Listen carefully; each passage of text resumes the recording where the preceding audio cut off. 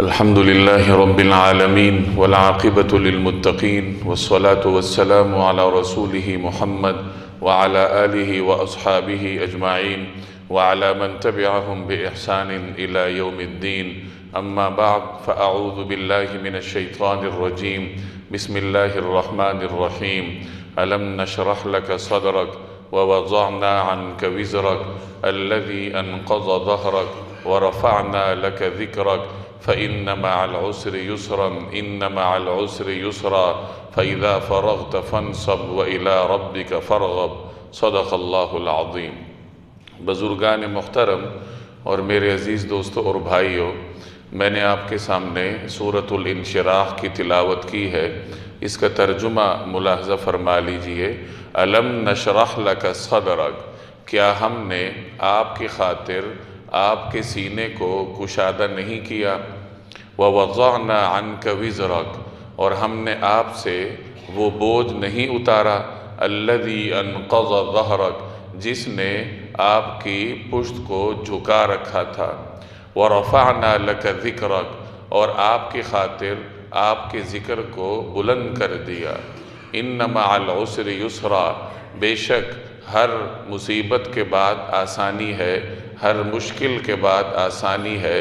ان مع العسر یسرا، اور بے شک ہر مشکل کے ساتھ آسانی ہے.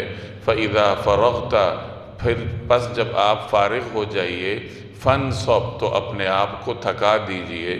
وَإِلَىٰ رَبِّكَ فَارْغَب، اور اپنے رب کی طرف متوجہ ہو جائیے، یعنی اپنے رب کی طرف راغب ہو جائیے. یہ مکی صورت ہے، 8 آیات پر مشتمل. یہ صورت اللہ تبارک و تعالی نے نبی کریم صلی اللہ علیہ وسلم پر مکی دور کے ابتدائی زمانے میں نازل کی. یہ وہ زمانہ تھا جب دعوت اور تبلیغ کے راستے میں قریش نے پوری شدت کے ساتھ روڑے اٹکا رکھے تھے. مسلمانوں کو مکہ کے ماحول میں رہتے ہوئے شدید دشواری پیش آ رہی تھی. ان مشکل حالات میں بطور تسلی کے اللہ تبارک و تعالی نے جو صورتیں نازل فرمائی ہیں، ان میں سے ایک صورت یہ سورۃ الانشراح بھی ہے. مفسرین فرماتے ہیں کہ اس صورت میں اللہ تبارک و تعالی نے اس طریقے سے جناب رسول اللہ صلی اللہ علیہ وسلم کی تعریف اور توصیف فرمائی ہے کہ شاید دنیا جہان کے نعت خوان مل کر بھی اپنی شعری توصیف کے ذریعے اس صورت کی ایک آیت کی بھی درست طریقے سے تشریح نہ کر سکیں. گویا کہ یہ صورت جناب رسول اللہ صلی اللہ علیہ وسلم کی تعریف اور توصیف کے حوالے سے ایک خدائی شاہکار کی حیثیت رکھتی ہے. اس میں اللہ تبارک و تعالی نے رسول اللہ صلی اللہ علیہ وسلم پر اپنے متعدد احسانات کا ذکر فرمایا، اور ان احسانات کا ذکر کر کے گویا کہ رسول اللہ صلی اللہ علیہ وسلم کو تسلی دی جا رہی ہے. چنانچہ فرمایا الم نشرح لک صدرک، کیا ہم نے آپ کی خاطر آپ کے سینے کو کشادہ نہیں کیا؟ صدر کہتے ہیں سینے کو، نشرح ہم نے کشادہ کر دیا. انشراح کا مطلب کشادگی ہوتا ہے. انشراح شرح سے نکلا ہے. الشرح کے کئی معنی آتے ہیں. اس کا ایک معنی اطمینان بھی ہے، اس کا ایک معنی الجھاؤ کو سلجھانا بھی ہے، یعنی الجھی ہوئی چیز کو سلجھا دینا، پیچیدگی کو حل کر دینا، یہ بھی شرح کا معنی دیتا ہے. اسی طریقے سے اس کا معنی کشادگی بھی ہے، یعنی کشادگی کے مفہوم میں بھی یہ لفظ استعمال ہوتا ہے. تو فرمایا کہ ہم نے آپ کی خاطر آپ کے سینے کو کشادہ کر دیا. حضرت موسیٰ علیہ السلام نے بھی مشکل حالات میں اللہ تبارک و تعالی سے یہ نعمت طلب کی تھی اور دعا کی تھی رب اشرح لی صدری، کہ یا اللہ میرے سینے کو کشادہ کر دے. ایک اور جگہ حضرت موسیٰ علیہ السلام اپنی صورتحال کی وضاحت فرما رہے ہیں کہ وَيَضِيقُ صَدْرِي، کہ میرا سینہ تنگ ہے، یعنی میرے سینے میں گھٹن ہے. وَلَا يَنْطَلِقُ لِسَانِي، اور میری زبان میں سلاست نہیں ہے، یعنی جس طریقے سے گفتگو کی روانی ہے تو اس میں مجھے مشکلات پیش آ رہی ہیں. تو اپنی صورتحال کی وضاحت کرتے ہوئے سیدنا موسیٰ علیہ السلام نے عرض کیا اللہ سے کہ وَيَضِيقُ صَدْرِي، کہ میرے سینے میں گھٹن ہے۔ اور آگے سورہ طٰہٰ میں اللہ تبارک و تعالیٰ سے دعا کرتے ہوئے حضرت موسیٰ علیہ السلام عرض کرتے ہیں رب اشرح لی صدری، کہ یا اللہ میرے سینے میں کشادگی عطا فرما۔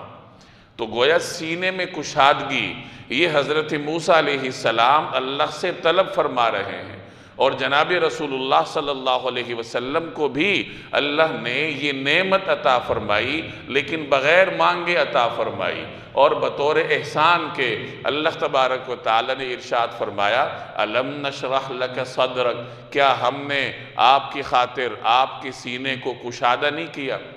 اب کشادگی کا کیا مطلب ہے؟ تو علماء فرماتے ہیں کہ اس کے مختلف معانی آتے ہیں۔ خلاصہ یہ ہے کہ اللہ تبارک و تعالی نے رسول اللہ صلی اللہ علیہ وسلم کو ان مشکل حالات میں، ان مشکلات والے زمانے میں ایک اطمینان نصیب فرمایا، اور آپ کے سینہ اطہر کو علوم اور معارف سے لبریز کر دیا، جس کو امام بوصیری رحمۃ اللہ علیہ نے اپنے ایک شعر میں بیان فرمایا، جس کا مفہوم یہ ہے کہ دنیا اور آخرت یہ آپ کے جود اور کرم کا ایک اظہار ہیں، اور لوح اور قلم یہ آپ کے علوم میں سے ایک حصہ ہے۔ اور مولا علی قاری رحمہ اللہ نے اس شعر کی تشریح یوں فرمائی ہے کہ لوح اور قلم کے جو علوم ہیں وہ جناب رسول اللہ صلی اللہ علیہ وسلم کے صحائف علوم کی ایک سطر کے برابر ہیں، یعنی آپ کے علوم اور معارف کی کوئی انتہا نہیں ہے۔ اور اسی کو اللہ تبارک و تعالی نے اس آیت میں یوں بیان فرمایا کہ اے پیغمبر، اے حبیب، کیا ہم نے آپ کی خاطر آپ کے سینے کو کشادگی عطا نہیں کی، یعنی اطمینان عطا کر دیا، اور آپ کے سینہ اطہر کو ہم نے علوم اور معارف سے لبریز کر دیا۔ وَوَضَعْنَا عَنْكَ وِزْرَكَ، اور آپ پر سے وہ بوجھ اتار دیا، الَّذِي أَنْقَضَ ظَهْرَكَ، جس نے آپ کی کمر کو جھکا رکھا تھا۔ بوجھ اتارنے کا کیا مطلب ہے؟ بوجھ سے کیا مراد ہے؟ علماء نے اس کے مختلف تشریحات کی ہیں۔ بعض حضرات فرماتے ہیں کہ نبوت سے پہلے جناب رسول اللہ صلی اللہ علیہ وسلم مکہ مکرمہ میں ایک ایسے ماحول میں رہ رہے تھے جہاں آپ کے چاروں طرف کفر اور شرک کی تاریکیت تھی، لوگ اخلاقی اعتبار سے زوال کی انتہاؤں کو چھو رہے تھے، اور عرب کے لوگ ایسی زندگی گزار رہے تھے جو دنیا جہان سے ایک مختلف زندگی تھی۔ یہاں نہ کوئی مرکزی حکومت تھی، نہ یہاں کوئی قانون تھا۔ دنیا میں جس طرح بھی لوگ زندگی بسر کر رہے تھے، لیکن بہرحال کسی قانون کے تابع تھے۔ کوئی مرکزی ریاست ہوتی تھی، روم کی ریاست تھی، ایران کی ریاست تھی، افریقہ میں چھوٹی بڑی ریاستیں تھیں، ہندوستان میں اس زمانے میں ریاست تھی۔ تو دنیا کے مختلف خطوں میں ریاست کسی نہ کسی شکل میں باقی تھی، لوگ قانون کے کسی نہ کسی صورت پر عمل پیرا تھے۔ جزیرہ عرب وہ خطہ تھا جہاں کوئی ریاست کا وجود نہیں تھا، جہاں کسی قسم کا کوئی قانون نہیں تھا، ہر قبیلے کی اپنی مرضی تھی، وہ جیسا چاہتا زندگی گزارتا۔ جب اس کے دل میں آتا تلواریں اٹھا کر پڑوس والے قبیلے پر حملہ آور ہو جاتا۔ دنیا کا کوئی قانون اس کے راستے میں رکاوٹ نہیں تھا، راستے میں انہوں نے رکاوٹیں ڈالی ہوئی تھیں۔ اگر کسی نے گزرنا ہے ان کے قبیلے کے پڑوس میں تو اس قبیلے کو ٹیکس دے کر گزرنا ہے۔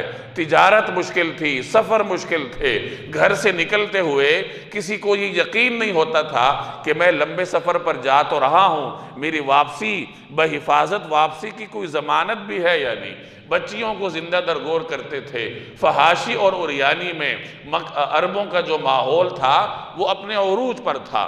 تو جناب رسول اللہ صلی اللہ علیہ وسلم اس ماحول میں مکہ مکرمہ میں تشریف فرما تھے، اور اخلاقی برائیوں کو دیکھ دیکھ کر رسول اللہ صلی اللہ علیہ وسلم اپنے سینہ اطہر میں گھٹن محسوس فرماتے تھے، ایک بوجھ محسوس فرماتے تھے، اور ان اخلاقی برائیوں کو حل کرنے کے لیے کوئی لائحہ عمل اس وقت تک رسول اللہ صلی اللہ علیہ وسلم کے سامنے نہیں تھا۔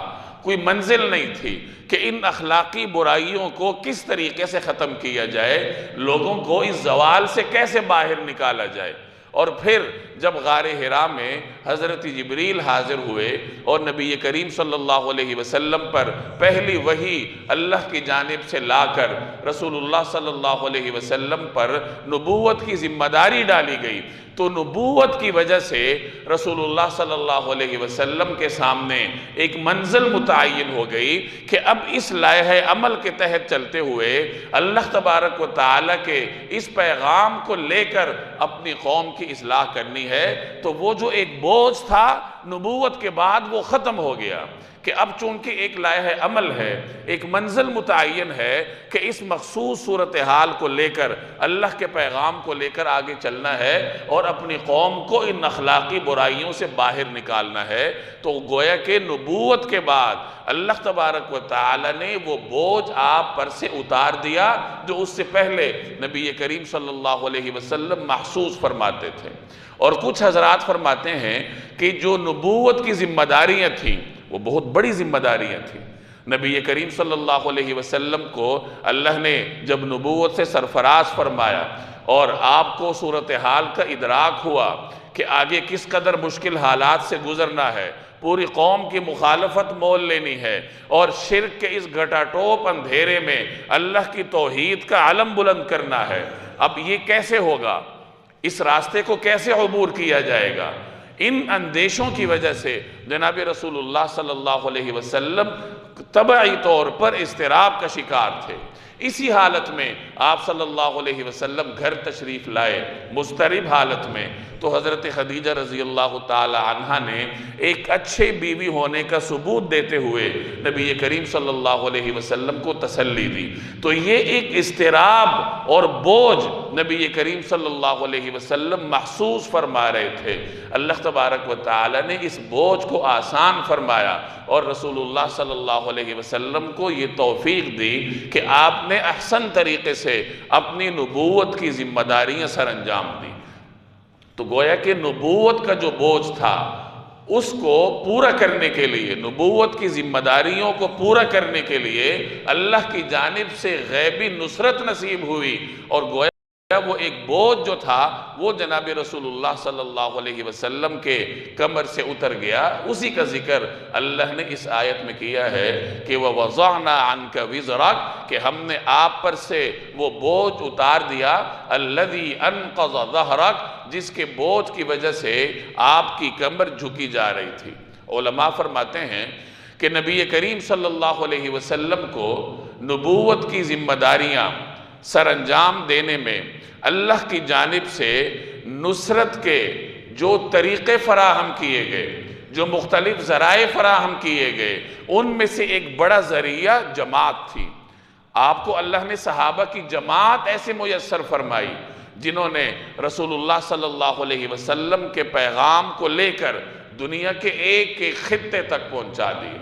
جماعت ہر اعتبار سے ضروری ہوتی ہے، عبادت میں بھی جماعت ضروری ہوتی ہے، اور اگر کسی شخص نے ایک خاص پیغام کو لے کر آگے بڑھنا ہے، اصلاح معاشرہ کے کسی پروگرام کو لے کر آگے بڑھنا ہے، تو وہ تنہا کچھ نہیں کر سکتا، اسے ایک جماعت درکار ہوتی ہے کہ کچھ لوگ اس کے ساتھ ہوں، چاہے وہ 3 ہوں، وہ 10 ہوں، وہ 40 ہوں، وہ جتنے بھی ہوں، لیکن ایک جماعت ہوگی تو پھر کوئی آدمی اپنی اس جماعت کی مدد سے اپنے اصلاحی پروگرام کو دنیا میں نافذ کرنے کے قابل ہوگا۔ علماء فرماتے ہیں کہ رسول اللہ صلی اللہ علیہ وسلم کو اللہ تبارک و تعالی نے پیر کے دن نبوت سے سرفراز فرمایا، اور اگلے دن منگل کے دن آپ صلی اللہ علیہ وسلم نے باجماعت نماز کا اہتمام فرمایا۔ یعنی نبوت کی ذمہ داری ملنے کے فوراً بعد آپ صلی اللہ علیہ وسلم جماعت سازی کی طرف متوجہ ہوئے، اور اس کی ابتدا نماز کی جماعت سے ہوئی۔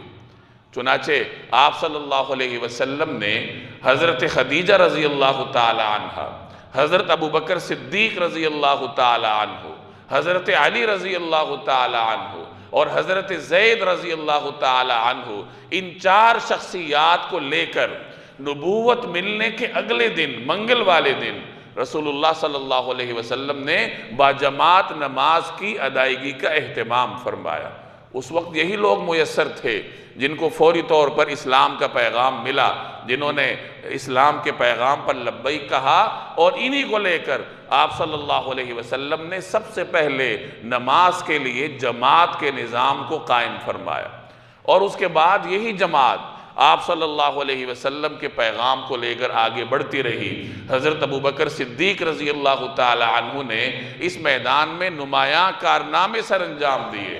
قریش کے مشہور رؤساء حضرت عبد الرحمن بن عوف اور حضرت عثمان غنی رضی اللہ تعالی عنہ جیسی شخصیات حضرت ابوبکر صدیق کی دعوت سے ابتدائی زمانے میں ہی مسلمان ہو گئے۔ تو درجہ بدرجہ آپ صلی اللہ علیہ وسلم کی اس جماعت میں اضافہ ہوتا رہا، اور اسی جماعت کی مدد سے نبی کریم صلی اللہ علیہ وسلم اللہ تبارک و تعالیٰ کے پیغام کو لے کر آگے بڑھتے رہے، یہاں تک کہ جب حجۃ الوداع کا موقع آیا تو اس موقع پر 1.25 لاکھ کے قریب مخلص اور جانثار صحابہ کرام نبی کریم صلی اللہ علیہ وسلم کے سامنے منا اور عرفات کے میدانوں میں موجود تھے۔ اور اس سے بھی آگے جب رسول اللہ صلی اللہ علیہ وسلم کی حیات طیبہ کا آخری دن تھا، پیر کا دن، تو سیرت کی کتابوں میں آتا ہے کہ پیر کے دن جب آپ علیہ السلام کی علالت اپنے عروج پر تھی اور آپ کی حیات طیبہ کا آخری دن تھا، تو فجر کی نماز کے وقت رسول اللہ صلی اللہ علیہ وسلم نے اپنے حجرہ طیبہ کا پردہ تھوڑا سا کھسکایا، چونکہ اس سے پہلے کچھ نمازوں میں آپ صلی اللہ علیہ وسلم علالت کی وجہ سے باہر تشریف نہیں لا سکے تھے، اور صحابہ کرام حضرت ابوبکر صدیق رضی اللہ تعالی عنہ کی امامت میں نمازیں ادا کر رہے تھے۔ تو پیر کے دن فجر کے وقت نبی کریم صلی اللہ علیہ وسلم کی طبیعت میں کچھ ٹھہراؤ آیا، تو آپ صلی اللہ علیہ وسلم حجرہ طیبہ کے دروازے پر آئے اور پردے کو تھوڑا سا ہٹا کر سامنے صحابہ کرام کی جماعت کو دیکھنے لگے، جو حضرت ابوبکر صدیق کی امامت میں نماز ادا کر رہی تھی۔ اپنے جانثار صحابہ کرام کو اس طریقے سے باجماعت اللہ کے حضور سربسجود دیکھ کر رسول اللہ صلی اللہ علیہ وسلم کے چہرہ انور پر خوشی کے آثار نمایاں ہوئے۔ آپ کے چہرہ انور کو تر و تازہ دیکھ کر صحابہ کرام جو نماز کی حالت میں تھے وہ یہ سمجھنے لگے کہ شاید نبی کریم صلی اللہ علیہ وسلم نماز کے لیے باہر تشریف لانے لگے ہیں۔ قریب تھا کہ حضرت ابوبکر صدیق رضی اللہ تعالی عنہ مصلی امامت سے پیچھے ہٹ جائیں کہ رسول اللہ صلی اللہ علیہ وسلم تشریف لا کر ہماری امامت فرمائیں۔ تو آپ صلی اللہ علیہ وسلم نے ان کو اشارہ فرمایا کہ اپنی نماز پوری کر لو، نماز ادا کرتے رہو، اور پھر پردہ واپس درست کر کے حجرہ مطہرہ میں تشریف لے گئے۔ اب یہاں علماء نے لکھا ہے کہ یہ جو ان کو باجماعت نماز پڑھتا دیکھ کر رسول اللہ صلی اللہ علیہ وسلم کے چہرہ انور پر خوشی کے آثار نمودار ہوئے، یہ دراصل اپنی تیار کردہ جماعت کو مکمل حالت میں تیار حالت میں دیکھنے کی خوشی تھی کہ وہ جماعت جو نبی کریم صلی اللہ علیہ وسلم نے 3-4 افراد سے شروع کی تھی، نبوت کے اگلے دن یعنی منگل کے دن، جیسے میں نے عرض کیا کہ آپ صلی اللہ علیہ وسلم کے ساتھ حضرت ابوبکر صدیق، حضرت علی، حضرت زید اور حضرت خدیجہ موجود تھے، اور آج جب آپ کی حیات طیبہ کی آخری باجماعت نماز ہے تو صحابہ کرام کا ایک بڑا مجمع ہے جو مسجد نبوی میں موجود ہے اور حضرت ابوبکر صدیق کے اقتداء میں نماز ادا کر رہا ہے۔ تو اپنی تیار کردہ جماعت کو، اپنی محنت کو اس طریقے سے سامنے دیکھ کر نبی کریم صلی اللہ علیہ وسلم کے چہرہ انور پر خوشی کے آثار نمودار ہوئے کہ یہی وہ جماعت ہے جو اب میرے بعد میرے پیغام کو لے کر آگے بڑھے گی اور پیغام رکے گا نہیں۔ تو گویا اس طریقے سے آپ کی جماعت کے ذریعے اللہ تبارک و تعالی نے نبوت کی ذمہ داریوں کی شکل میں جو بوجھ تھا نبی کریم صلی اللہ علیہ وسلم پر، اللہ نے صحابہ کی جماعت کے ذریعے اس کو آسان کر دیا۔ ان ذمہ داریوں کو نبھانے میں جناب رسول اللہ صلی اللہ علیہ وسلم کی نصرت فرمائی۔ تو اس تفصیل سے ہر اس شخص کو ایک سبق ملتا ہے جو دنیا میں کچھ کرنا چاہتا ہے۔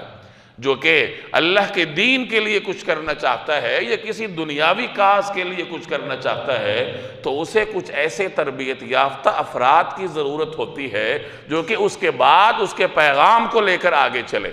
اگر آدمی دنیا میں زندگی گزار دے اور مر مٹ کر چلا جائے تو یہ کوئی زندگی نہیں ہے۔ زندگی وہ ہے کہ آپ کسی مخصوص مشن پر کام کر رہے ہو، کوئی ایسا مشن جس سے دنیا میں بھی فائدہ ہو رہا ہو اور آخرت میں بھی فائدہ ہو، جس سے انسانیت کو فائدہ ہو، جس سے اللہ کے دین کی خدمت ہوتی ہو۔ یہ ہر آدمی کو اپنی زندگی میں کوشش کرنی چاہیے کہ اپنی حد تک اپنے دائرہ کار کے اندر رہتے ہوئے کوئی ایسا بندوبست کرے اور اپنے اندر عزم پیدا کرے، عملی اقدامات اٹھائے اور اپنے بعد ایک ایسی نسل تیار کرے جو بے شک 4 افراد ہوں، 1 فرد ہو، 10 افراد ہوں، جس کو اللہ نے جتنی صلاحیت دی ہو اسی قدر وہ ایک ایسی نسل تیار کرے، چاہے اس کے خاندان میں سے ہو، اس کے رشتہ داروں میں سے ہو، اس کے اقرباء میں سے ہو، اس کے شاگردوں میں سے ہو، اس کے ملنے جلنے والوں میں سے ہو، کوئی بھی ہو،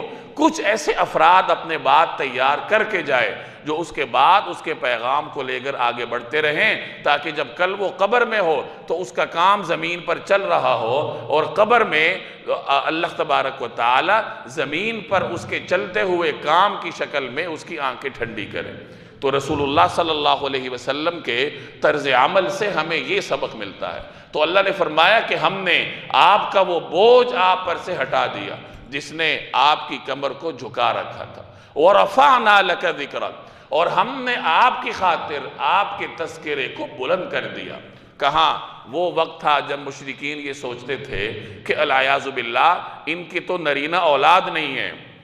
جب حضور علیہ السلام کے جو نرینہ اولاد تھی، ایک کے بعد دوسرے صاحبزادے دنیا سے رخصت ہوئے تو رؤسائے مکہ خوشیوں کے شادیانے بجانے لگے کہ ان کے تو اب نرینہ اولاد باقی نہیں رہی، ان کا پیغام دنیا میں نہیں عام ہوگا، ان کا مشن ختم ہو جائے گا۔ تو اللہ تبارک و تعالی نے ایسا انتظام فرمایا کہ رسول اللہ صلی اللہ علیہ وسلم کا پیغام دنیا کے ہر خطے میں پہنچایا۔ ایک روایت میں آتا ہے، حدیث قدسی ہے، اِذَا ذُكِرْتُ ذُكِرْتَ مَعِي، کہ جہاں میرا ذکر کیا جائے گا یعنی اللہ کا ذکر کیا جائے گا وہاں آپ کا بھی ذکر کیا جائے گا۔ چنانچہ جہاں مسلمان اذان دیتے ہیں، اللہ کا نام بلند کرتے ہیں، وہاں جناب رسول اللہ صلی اللہ علیہ وسلم کے نام نامی کی صدا بھی آپ کو بلند ہوتی ہوئی سنائی دیتی ہے۔ جہاں مسلمان توحید کا نعرہ بلند کرتے ہیں تو وہاں درود شریف کی شکل میں جناب رسول اللہ صلی اللہ علیہ وسلم کا نام نامی بھی دنیا کے ہر خطے میں آپ کو بلند ہوتا ہوا نظر آئے گا۔ تو یہ اس آیت کا عملی مفہوم ہے، وَرَفَعْنَا لَكَ ذِكْرَكَ، کہ ہم نے آپ کی خاطر آپ کے تذکرے کو عام کر دیا۔ فَإِنَّ مَعَ الْعُسْرِ يُسْرًا، اور بے شک مشکل کے ساتھ آسانی ہے، اِنَّ مَعَ الْعُسْرِ يُسْرًا، اور بے شک تنگی کے ساتھ مشکل کے ساتھ آسانی ہے۔ اس آیت کو اللہ نے تکرار کے ساتھ ذکر فرمایا، 2 مرتبہ اس آیت کو دہرایا گیا، اور مقصد تاکید کے ساتھ صحابہ کرام کو یہ پیغام دینا ہے کہ آج تو بہت مشکل حالات ہیں، آپ لوگ چاروں طرف سے کفار مکہ کے نرغے میں ہیں، سرعام نماز نہیں پڑھ سکتے، حرم میں آزادی کے ساتھ نماز پڑھنا آپ کے لیے مشکل ہے، لیکن ایک وقت آئے گا جب یہ رکاوٹیں ختم ہو جائیں گی۔ یہ آیت ہمارے لیے ایک ضابطے کی حیثیت رکھتی ہے۔ دنیا میں انسان کو کسی نہ کسی مرحلے پر کوئی نہ کوئی مشکل درپیش ہوتی ہے۔ یاد رکھیے، جنت وہ جگہ ہے جہاں کوئی مشکل نہیں ہے۔ دنیا مشکل اور آسانی دونوں کو ساتھ لے کر چلنے کا نام۔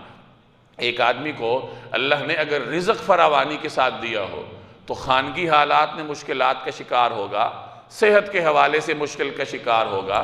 ایک آدمی اگر صحت کے حوالے سے کسی مشکل کا شکار نہیں ہے تو ممکن ہے کہ گھر میں اسے کوئی پریشانی ہو، کاروبار میں اسے کوئی پریشانی ہو۔ ایسا آدمی آپ کو تلاش کرنے سے بھی دنیا میں نہیں ملے گا جس کو دنیا جہان کی کوئی پریشانی نہ ہو۔ کہیں نہ کہیں آدمی کو کوئی نہ کوئی چیز پریشان کر رہی ہوتی ہے۔ تو اس میں درس یہ ہوتا ہے کہ جہاں سے خوشی مل رہی ہے اس پر شکر ادا کرو، اور جہاں سے پریشانی آ رہی ہے اس پر صبر کرو، صبر اور شکر کو ساتھ لے کر زندگی گزارو تو اللہ تبارک و تعالی جنت عطا کرے گا۔ تو بہرحال جب بھی انسان پر مشکل آئے تو اسے یہ آیت یاد کرنی چاہیے کہ اس مشکل کے بعد آسانی بھی ہوگی۔ فَإِذَا فَرَغْتَ، اور جب آپ فارغ ہو جائے کیجئے، فَانْصَبْ، تو اپنے آپ کو تھکا دیجئے۔ کیا مطلب؟ کہ جب آپ اپنے فرائض سے فارغ ہو جائیں، تبلیغ کے فرائض ہیں، لوگوں کی اصلاح کے فرائض ہیں، فرض نماز ہے، تو جب ان فرائض سے آپ فارغ ہو جائیے تو اللہ کی نفلی عبادت میں اپنے آپ کو تھکا دیجیے۔ چنانچہ نبی کریم صلی اللہ علیہ وسلم ساری رات نوافل پڑھا کرتے تھے، اتنی دیر تک قیام فرماتے تھے کہ آپ کے پاؤں مبارک پر ورم آ جایا کرتا تھا، سوجن آ جایا کرتی تھی، ساری رات قیام میں گزار دیتے تھے۔ یہ اس آیت کا عملی مفہوم ہے، اور اس میں ہمارے لیے سبق ہے کہ آدمی اپنی روزمرہ کی محنت سے جب فارغ ہو جائے تو کچھ ایسے لمحات اس کے پاس ہونے چاہیے جس میں اللہ اور بندے کے درمیان کوئی تیسری چیز نہ ہو، اور اس لمحات میں نفلی عبادت کرے وہ، چاہے وہ نوافل کی شکل میں ہو، ذکر اذکار کی شکل میں ہو۔ یہ ذکر اذکار کرنا، نوافل پڑھنا، یہ آدمی کو ایسی روحانی طاقت عطا کرتی ہے کہ اس روحانی طاقت کے بلبوتے پر انسان اپنے دنیاوی معاملات کو بھی احسن طریقے سے انجام دیتا ہے۔ یہی وجہ ہے کہ اللہ نے عین میدان جنگ میں بھی مسلمانوں کو ذکر کرنے کی تلقین کی ہے۔ یا ایھا الذین آمنوا اذا لقیتم فئۃ، اے وہ لوگو جو ایمان لائے ہو، اے مسلمانوں، جب تمہارا سامنا دشمن سے ہو جائے، یعنی میدان جنگ میں تم ہو، تو کیا کرو؟ فَاثْبُتُوا، ثابت قدم رہو، پیٹھ نہ دکھاؤ۔ اور اگلا حکم کیا ہے؟ وَاذْكُرُوا اللَّهَ كَثِيرًا، اور کثرت سے اللہ کا ذکر کرو۔ یعنی عین میدان جنگ میں بھی مسلمانوں کو حکم ہے کہ اللہ کا ذکر کرو۔ جب مجاہد اپنے میدان جنگ میں لڑتا ہے تو اسے جسمانی طاقت درکار ہوتی ہے، ہاتھوں سے لڑتا ہے، اپنی جسمانی طاقت کا استعمال کرتا ہے، تو اس حالت میں بھی اسے حکم ہے کہ اپنی زبان سے اللہ کو پکارو، اور جب ذکر کرو گے تو کیا ہوگا؟ لعلکم تفلحون، تاکہ تم فلاح حاصل کرو۔ تو مجاہد کو اسلحے کے ساتھ اللہ کے ذکر سے بھی مدد لینے کا حکم ہے۔ تو معلوم ہوا کہ اللہ کا ذکر کرنا اور نوافل پڑھنا، تنہائی کے لمحات میں اللہ کے ساتھ تعلق جوڑنا، یہ انسان کے اندر ایسی روحانی طاقت اس کو انسان کو مہیا کرتا ہے کہ اس روحانی طاقت کے ذریعے اس کے دنیاوی کاموں میں بھی اللہ آسانی پیدا کرتا ہے۔ اللہ تبارک و تعالی عمل کی توفیق دے۔ وما علینا الا البلاغ۔